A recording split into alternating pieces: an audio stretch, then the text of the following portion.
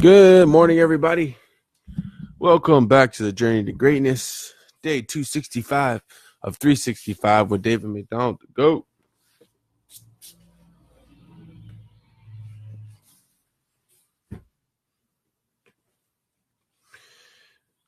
All right.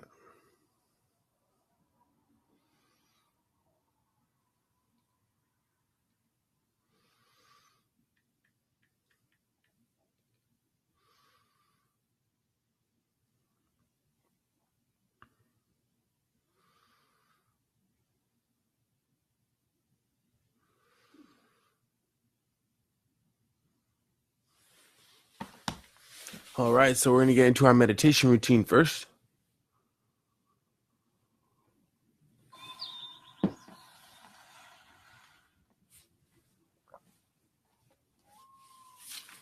I will see you all on the other side.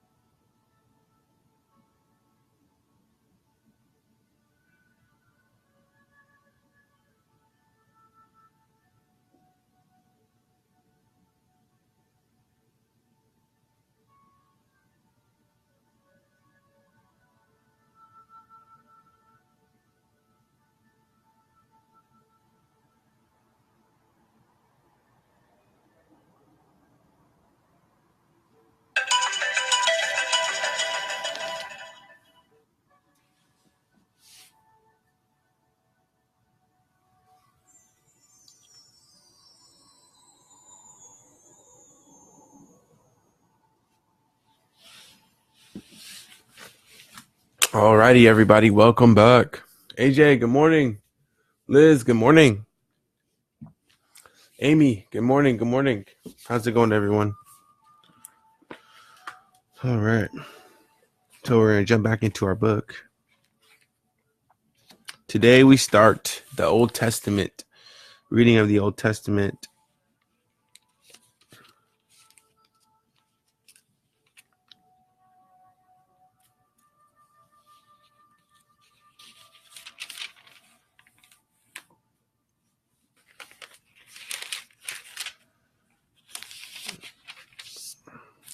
Alrighty.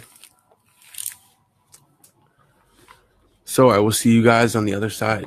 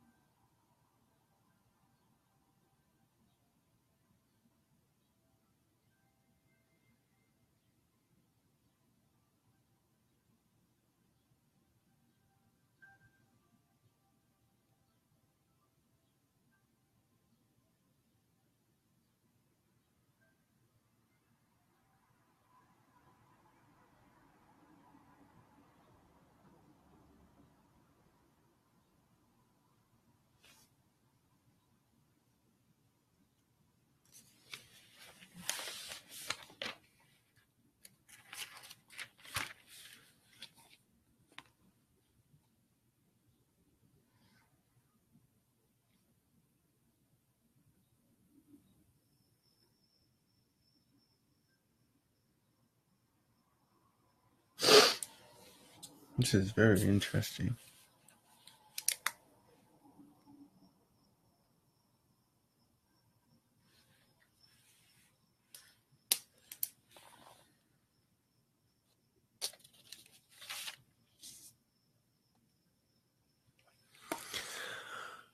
I don't know how many people out there have read the entire Bible before, but everything that we've heard all of our lives, resting on the seventh day, um, how the world was created, all of these things are all right here. They are all right here.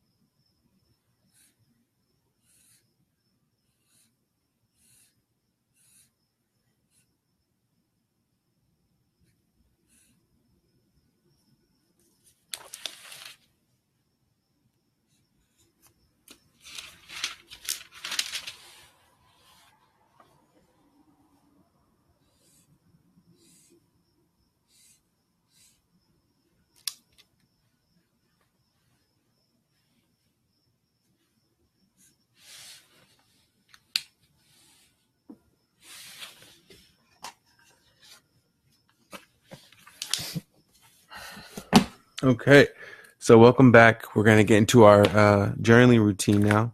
We just finished our reading routine. Good morning, sis. How's it going? Love you too.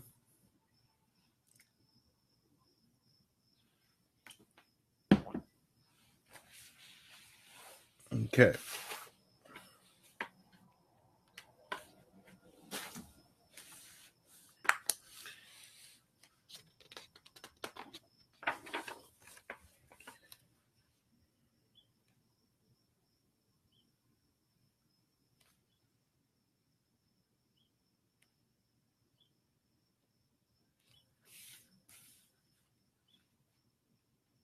So in our journals, I usually like to write about what I'm most grateful for. And in the morning, that is waking up and being in perfect mental, spiritual, and physical health.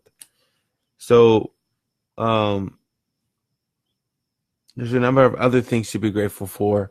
If you have any questions on like what to write about and how that looks, then please feel free to let me know. I will see you all on the other side.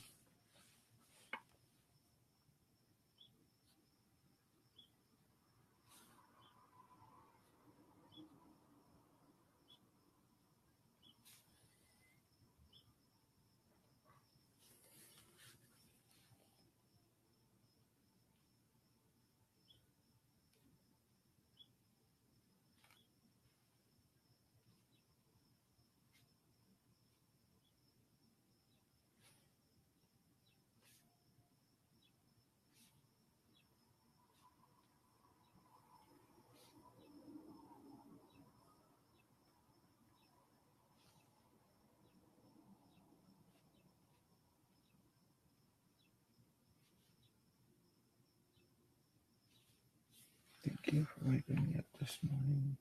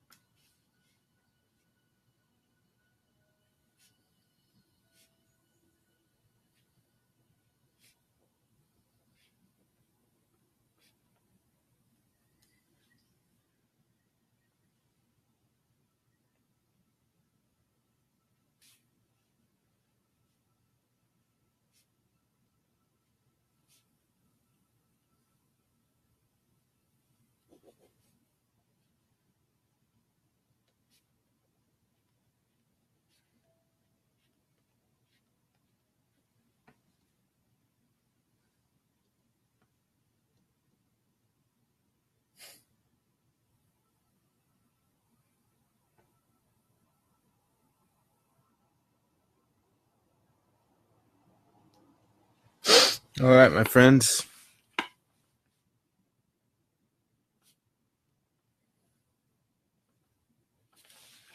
Welcome back.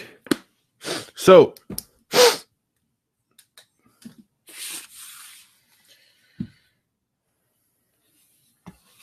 not too much to read about today. Because again, I'm still getting out of the really, really, really small text. And long story short, we're getting into the Old Testament. And the Old Testament, God's covenants generally involve one person who represents the whole people: Adam, Noah, Abraham, and David. The rest of the people experience the covenant by virtue of their inclusion in the community represented. So rather than talking about every single person in the community, and the Old Testament is BC, so before Christ, right? Is before Christ. They describe the communities of people through select few people. The covenant representative was required to embody the ideal of covenant faithfulness as a model for those, on whose behalf he had acted. So, in other words, for the people in the covenant, or representing the covenant, essentially were prime examples of what it looks like to have faith. The covenant representative was required to embody the ideal covenant of faithfulness as a model. So they were also models of showing what it meant to have faith. I said that. Enjoying the full benefits of God's love. Judgments upon the whole people often come because too many of them have been unfaithful. These judgments do not bring the stories of God's people to an end, but serve rather to purify and chasten that people. Often by removing unbelieving members. So, in other words, God's love is bountiful and it is unconditional. So, going back to the ideology of, if we talked about this, months ago in some of our other books, if you invite somebody into your home and they steal from you, do you invite them back, or do you, ostracize them and push them away forever? The natural reaction is to push them away. And so what this is saying is, even though you have the covenant, or these people who represent the communities of people, showing God's faithfulness, or showing what it means to be faithful to God, God's and enjoying God's full love because of this faithfulness. The people who were unfaithful, the judgments do not bring the story of God's people to an end, but serve rather to purify. So pretty much, he showed his love was even more unconditional, because he still loved those people who pretty much hurt him, or were unfaithful to him. The Old Testament is thus the story of one true creator, God, who called the family of Abraham to be his remedy for the defilement that came into the world through the sin of Adam and Eve. God rescued Israel from slavery in Egypt in fulfillment of his plan, and established them as a theocracy for the sake of displaying his existence and character to the rest of the world. So the people of Israel, God rescued them from slavery in Egypt as a way to pretty much spread his word throughout the entire world, or show that he exists. The big story tells us that God's purpose is to restore our humanity to its proper function, and thus it reminds each person of the human nature he shares with every other human being, and the duty and benefit of seeking the good of others. That's like music to my ears. For example, enjoying the love of a faithful spouse is a way of experiencing renewed humanity, a way that God a way that displays God's goodness to the rest of the world, as in the Song of Solomon. That sounds beautiful. That sounds beautiful. The big story tells us God's only purpose is to restore us as people, and thus reminds each person that we share the human nature with every other human. Just more of a reason why we should love and treat each other with so much respect. And even more beautifully, being able to love, enjoy the love. And that's just something to appreciate. You get to enjoy the love of a faithful spouse. You know, like, you know, it can be hard at times. And, you know, I think that's not something to be overlooked at all. And it's truly a blessing. And just, wow. At the same time, the character of the one creator, God, and his interest in restoring the image of God in human beings transcends the specific arrangements of the theocracy. Hence, the moral commands of God apply to Christians as they did to the faithful in Israel. Everybody is the same. Let this not be confused. Everybody is the same. We have God's interest, the creator God, and his interest in restoring the image of God in human beings. So I don't know if this is too far-fetched to conclude so early off the bat, but I definitely believe we are all perfect. And perfect in the way that we show up. We can elevate above our physical selves. We can elevate above a reality that our senses are trying to convince us are true. And we can manifest the life for ourselves because God made us in his image, and therefore we are extensions of him. That's my hypothesis. That's my life belief. And because we have that power, we are ultimately creators of everything that we experience. And I'll say that truth right here today. And I will allow the words of God to affirm that ideology or that idea, that concept throughout the rest of these readings for the next couple months. Let there be light. So the creation of the world, imagine the start of where all of this stuff came from, right? The creation of the world. And God said, let there be light. And there was light. And God saw that the light was good. And God separated the light from the darkness. God called the light, and the darkness he called night. And God said, and there was evening and there was morning the first day. And God said, let there be an expanse in the midst of the waters, and let it separate waters from the waters. And God made the expanse and separated the waters that were under the expanse from the waters that were above the expanse. And it was so. And God called the expanse heaven. And there was evening and there was morning the second day. So on the third day, God said, let the waters under the heavens be gathered together into one place, and let the dry land appear. And it was so. God called the dry land earth, and the waters that were gathered together he called the seas. And God saw it was good. I'll just finish this reading. How much time we have? We have 4%. Okay, and God said, let the earth sprout vegetation, plants yielding seed, and fruit trees bearing fruit in which is their seed, each according to its kind on the earth. And it was so. The earth brought forth vegetation, plants yielding seed according to their own kinds, and trees bearing fruit in which is their seed, each according to its kind. And God saw that it was good. And there was evening and there was morning the third day. So we will conclude there today.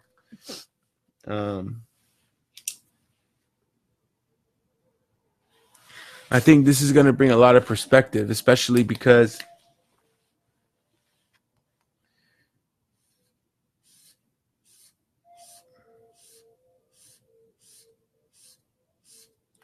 us being made in God's image, I have to ask myself the fundamental question right now. He created the whole entire world in 7 days, okay? Or everything that exists, the beauty and the nature, everything. What are we going to do today in his image? How are we going to create magnificent, only dreamlike realities for ourselves? And I think that that's the question we have to ask ourselves. How can we maximize our day to a point where we are moved by our activity? We are moved by the way that we respond to people, the way we respond to situations, the way we create, masterpieces, whether it's some new idea or a new way to live, or how do we build ourselves and move ourselves through character transitions? How do we become better people on a daily? If God created everything in 7 days, or relatively in 6 days, because I think on the seventh he took rest, then how do we, with our entire world ahead of us, or our entire years of existence, potentially, or potential, God giving or God willing, ahead of us, how do we maximize each day? How do we have 7 days of recreation, of maximum production in 7 days, right? And on the 6 days, and then on the 7th day you take rest. And then for some of us, we even work on the 7th day. No judgment, even though we, even though the Bible says you should rest on the 7th day. Well, I don't know if it does. I just heard that. So we'll figure that out as we move on. But as we conclude, because my computer's about to die, good morning to everybody out there. Please feel free to say after me, this is my life. I am aware. I take full responsibility for my reality and thoughts. I recognize I have the power to manifest the best possible life. A life of wealth, love, and peace. I truly believe I have zero limitations. I trust my instincts, God, and universe. I am ready to transcend. I have arrived. And so it is. Good morning, everybody. Thank you for joining me. Day 265, only 100 days left, and we are done with our year one of 365 with David McDonald, the GOAT. And I hope you all have the best day of your lives today. I love you dearly. For everybody who jumped on the messenger board, good morning. Everybody who's watching at home, thank you so much for tuning in and showing and giving your love through the camera at all time. I love you too, brother. Good morning. Good morning. And I will see you all tomorrow at 5 a.m. We'll continue on with how God created the earth. All right, see ya.